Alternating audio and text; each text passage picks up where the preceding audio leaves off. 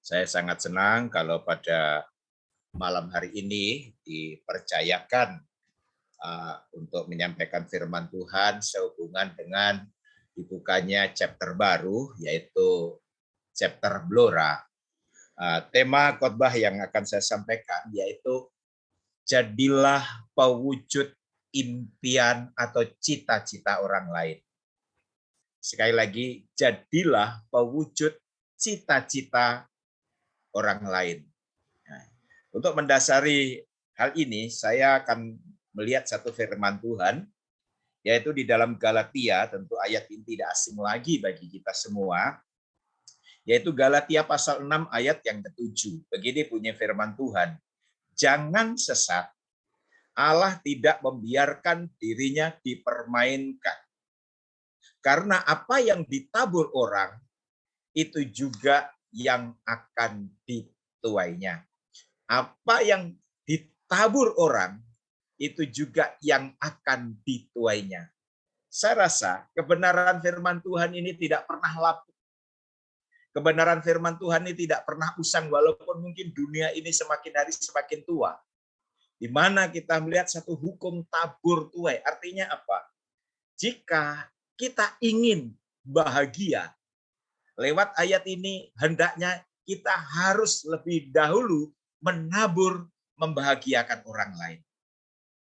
Jika kita ingin cita-cita kita, impian kita tercapai, hendaknya kita lebih dahulu membuat cita-cita orang lain itu juga tercapai. Atau barangkali jika kita ingin maju, maka kita pun harus mendorong orang lain untuk lebih maju dulu, mendorong orang lain untuk berkembang dulu. Mengapa? Kalau kita melihat di dalam Amsal pasal yang ke-11 ayat yang ke-18 di sana dikatakan, jika kita menabur kebenaran, maka kita akan menuai pahala. Jadi ini satu hukum yang tidak pernah lapuk, satu hukum yang pasti akan terjadi. Nanti kita akan melihat ada beberapa pribadi yang telah mewujudkan cita-cita orang lain, yang telah mewujudkan harapan orang lain, yang telah mewujudkan impian orang lain, dia juga akhirnya mendapatkan apa yang dia impikan. Nanti kita akan melihat.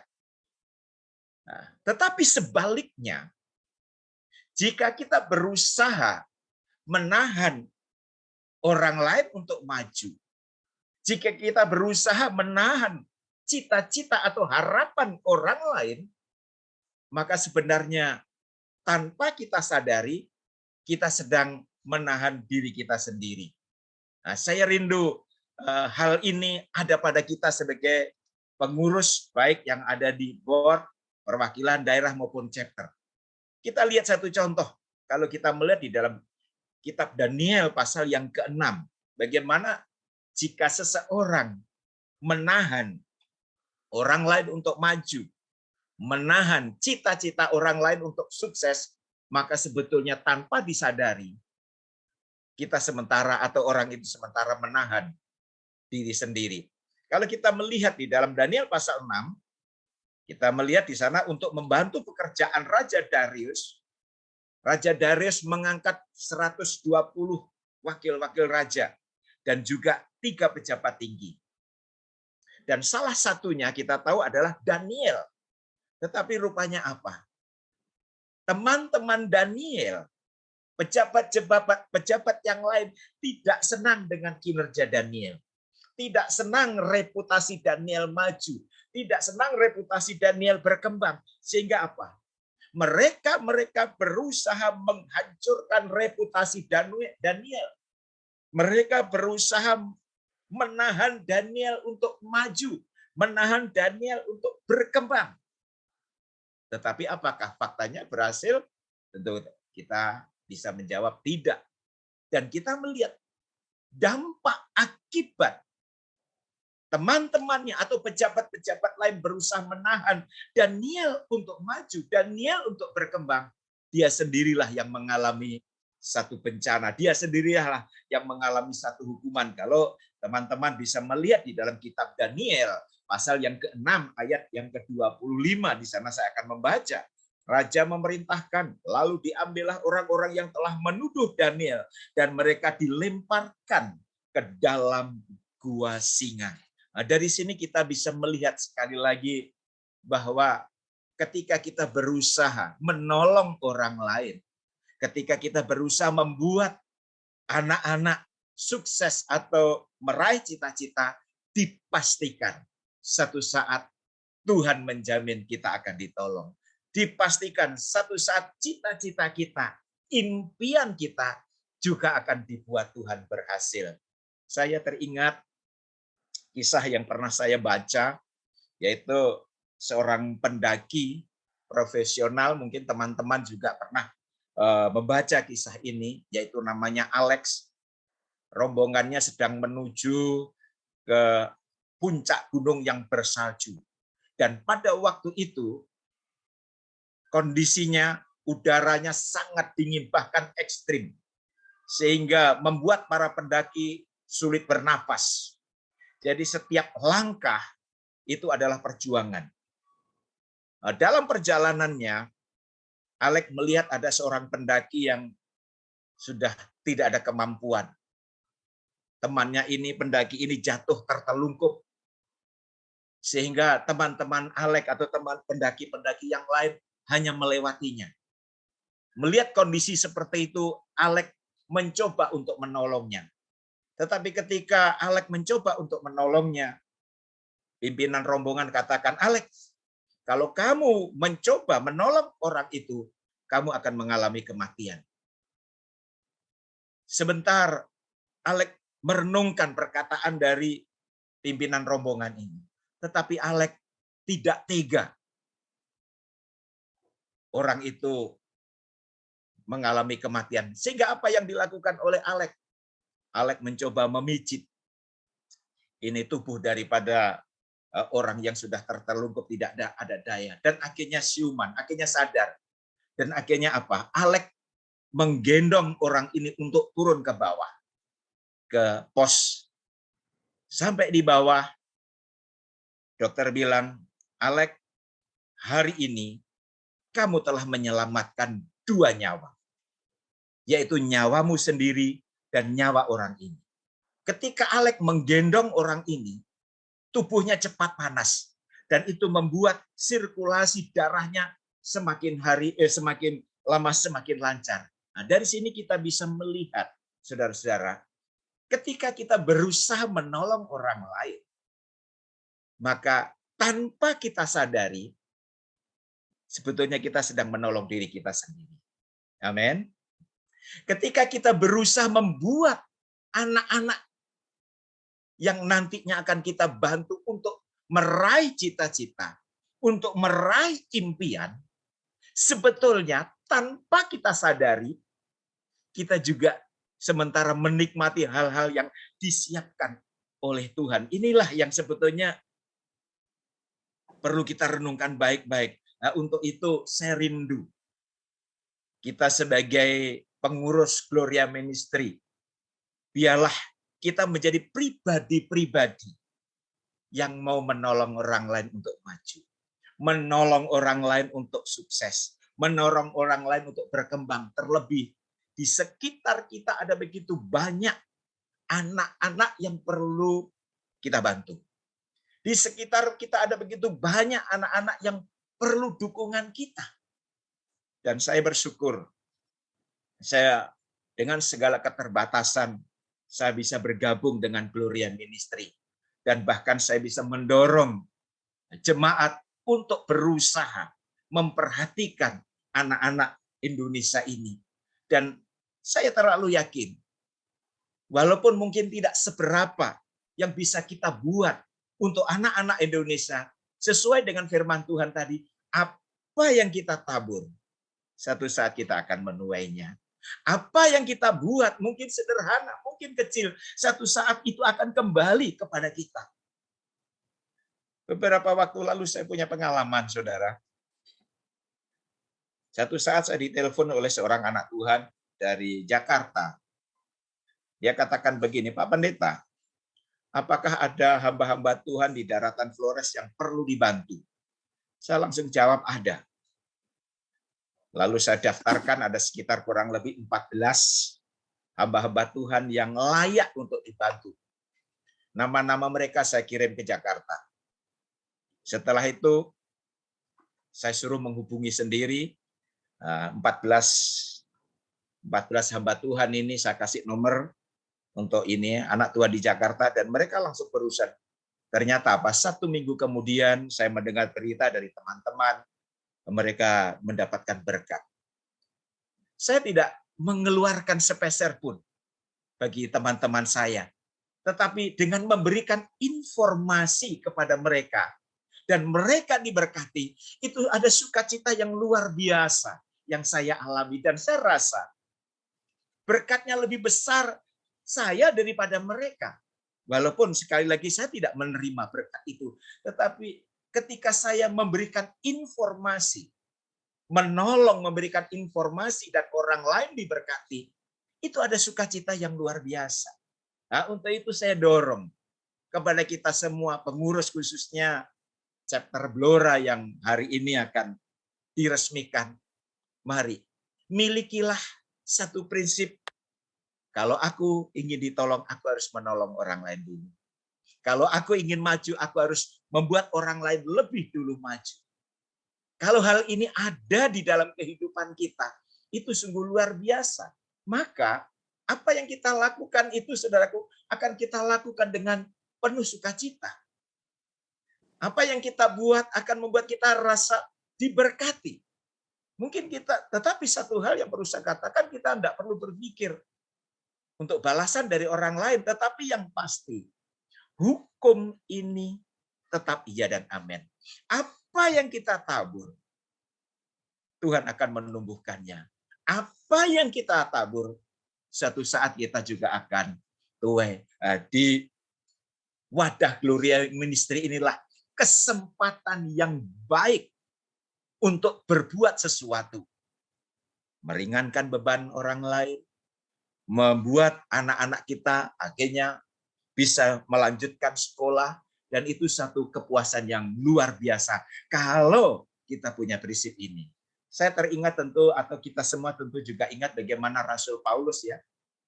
Tentu kita bagaimana Rasul Paulus, saya rasa tidak akan pernah menjadi tokoh yang penting secepat itu tanpa dukungan orang lain. Saulus atau Rasul Paulus tidak akan mungkin cepat punya pengaruh tanpa dukungan Barnabas. Kita tahu bagaimana apa yang telah dilakukan oleh Saulus atau Paulus sebelum dia bertobat. Dia menjadi seorang penganiaya. Dia tukang tangkap orang yang percaya kepada Yesus. Tetapi setelah alami lawatan Tuhan dalam perjalanannya ke Damsyik, dia bertobat. Apakah dia langsung diterima oleh murid-murid? Tidak. Membutuhkan beberapa waktu lama untuk meyakinkan rasul-rasul yang lain bahwa Paulus itu sudah benar-benar bertobat, Paulus itu sudah benar-benar berubah, Paulus itu sudah benar-benar sadar. Saya akan membaca di dalam Kisah Para Rasul, di dalam Kisah Para Rasul pasal yang ke-9, di dalam Kisah Para Rasul pasal 9 ayat yang ke-26, begini punya firman Tuhan, setibanya di Yerusalem, Saulus mencoba menggabungkan diri kepada murid-murid, tetapi semuanya takut kepadanya karena mereka tidak dapat percaya bahwa ia juga seorang murid. Jadi murid-murid yang lain takut, tidak percaya apakah benar Saulus ini benar bertobat atau tidak. Ketika Saulus ingin menggabungkan diri dengan rasul-rasul, mereka belum bisa terima. Tetapi kalau kita membaca ayat yang ke-27, di sana dikatakan, tetapi Barnabas menerima dia. Barnabas membela Saulus. Barnabas menceritakan hal-hal yang baik yang telah dilakukan oleh Saulus. Jadi pada dasarnya Barnabas berkata begini mungkin kepada teman-temannya begini, hai teman-teman, Aku menjamin Saulus ini sudah bertobat. Aku menjamin Saulus ini sudah berubah. Aku menjamin Saulus ini sudah menjadi orang yang baik. Dan dampak dari Barnabas menggunakan pengaruhnya, akhirnya apa? Saulus diterima oleh rasul-rasul yang lain. Dengan kata lain, Barnabas telah mendorong Saulus untuk lebih cepat bergabung dengan teman-teman yang lain. Dengan kata lain, Barnabas telah mendorong Saulus untuk cepat maju, untuk cepat berkembang. Kalau seandainya kita mau bertanya kepada Saulus, bagaimana Saulus kok kamu secepat itu bisa diterima oleh rasul-rasul? Maka Saulus mungkin akan berkata, gara-gara Barnabas, aku bisa diterima oleh rasul-rasul. Gara-gara Barnabas menggunakan pengaruhnya, aku menjadi orang seperti ini, sehingga bisa diterima oleh rasul-rasul yang lain. Saudara, alangkah indahnya. Suara ini juga kita dengar. Saat ini kita membantu anak-anak. Saat ini kita memperhatikan anak-anak. Lalu anak-anak yang kita bantu akhirnya menjadi orang yang sukses, akhirnya menjadi orang yang berhasil, akhirnya menjadi orang yang hebat. Lalu seandainya dia berkata, aku menjadi seperti ini karena dukungan teman-teman Gloria Ministry. Aku menjadi sukses karena orang-orang di Gloria Ministry memperhatikan aku. Alangkah indahnya. Alangkah indahnya suara ini kita dengar, saudara. Apa yang kita lakukan untuk anak-anak kita, apa yang kita lakukan untuk anak-anak Indonesia, walaupun mungkin tidak sebesar orang-orang lain, tetapi itu membuat mereka maju, itu membuat mereka meraih cita-cita. Itu satu kebanggaan yang luar biasa.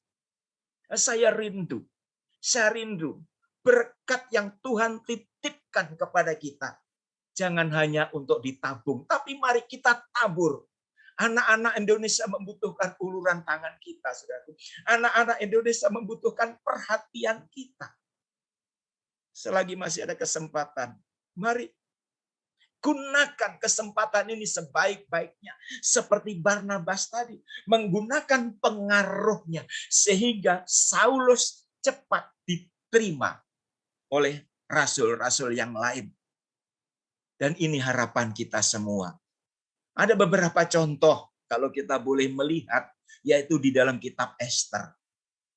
Satu contoh tentu kita ingat bagaimana kisah daripada kitab Ester. Setelah Ratu Wasti ditolak, maka Raja Ahasveros mencari pengganti ratu.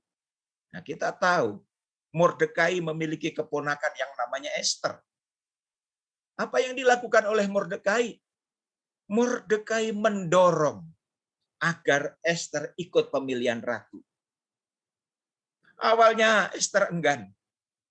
Dia sadar akan latar belakangnya.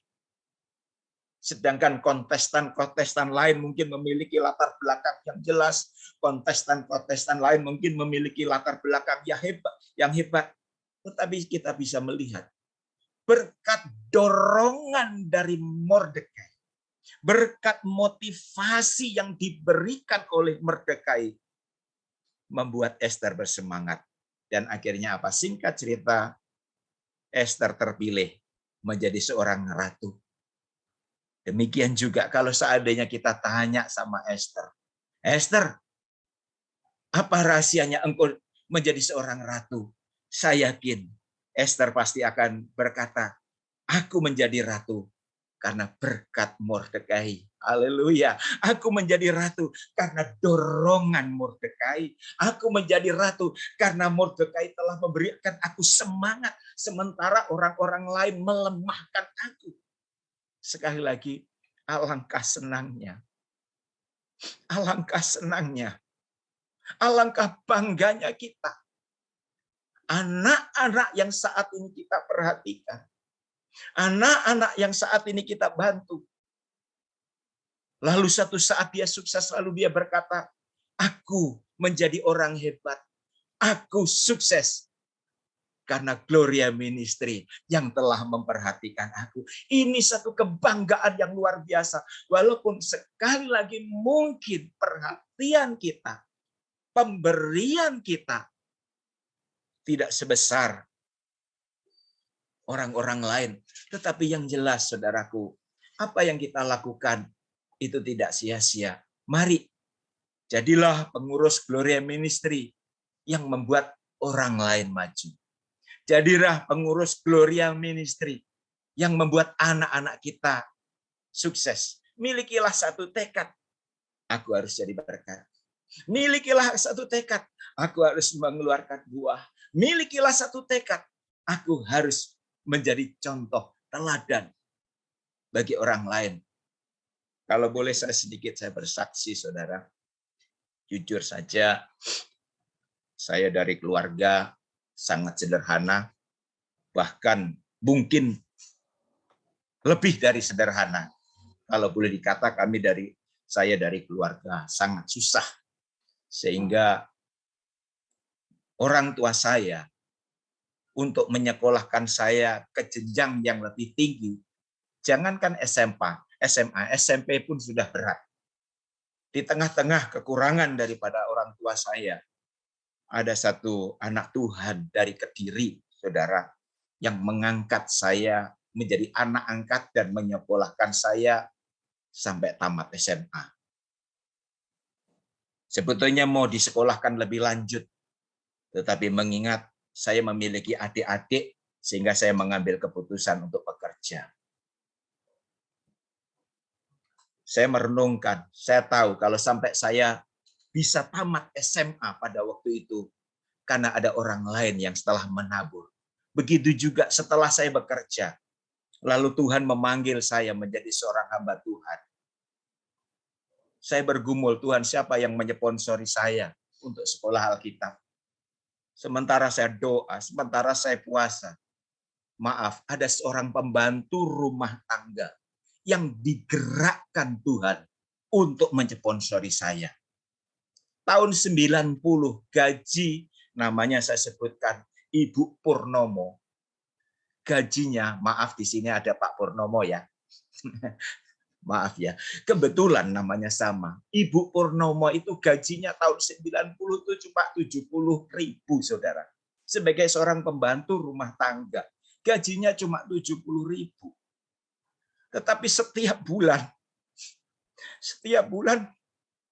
Ibu Purnomo ini mengirim berkat kepada saya 45.000. 40.000 saya gunakan untuk bayar sekolah, yang 5.000 saya gunakan untuk beli apa-apa selama 1 bulan. Sehingga sisa 25.000 gajinya ibu ini. Sebetulnya saya tidak tega, saudara. Saya tidak tega terima bantuan dari Ibu Purnomo ini. Tetapi Tuhan gerakkan Ibu Purnomo. Selama saya sekolah Alkitab, saya mendoakan agar Ibu Purnomo diberkati Tuhan, diberikan kekuatan, diberikan kesehatan. Dan apa yang terjadi, saudara? Setelah kami selesai sekolah, orang pertama yang saya jumpai adalah Ibu Purnomo. Saya mengucapkan terima kasih. Saya kaget, saudara. Apa yang terjadi? Rupanya beberapa bulan setelah Ibu Purnomo dengan setia menyponsori saya, mengirimkan uang 45.000 untuk saya sekolah, Tuhan gerakkan majikannya untuk memberi sebidang tanah. Dan bukan hanya sebidang tanah yang diberikan oleh majikannya kepada Ibu Purnomo, tetapi majikannya digerakkan Tuhan untuk membangunkan rumah untuk Ibu Purnomo. Waktu saya datang menemui Ibu Purnomo, kami pelukan, kami menangis. Saya katakan, Ibu telah menabur, dan saat ini Ibu telah menuai. Mari saudaraku, dari kesaksian saya ini, yakini apa yang kita buat untuk anak-anak kita, sekali lagi, mungkin tidak sebesar orang-orang lain, tetapi perhatian kita untuk anak-anak Indonesia tidak akan sia-sia. Sekali lagi, perhatian kita untuk anak-anak Indonesia tidak akan sia-sia.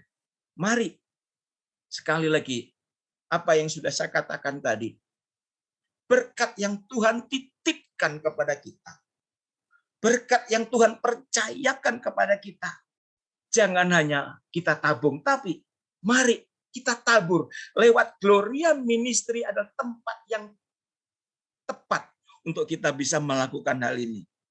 Saya yakin dan percaya, ketika kita berusaha mewujudkan cita-cita anak-anak kita, Tuhan menjamin juga akan mewujudkan cita-cita anak-anak kita. Kiranya lewat firman Tuhan ini memberkati kita semua. Amin.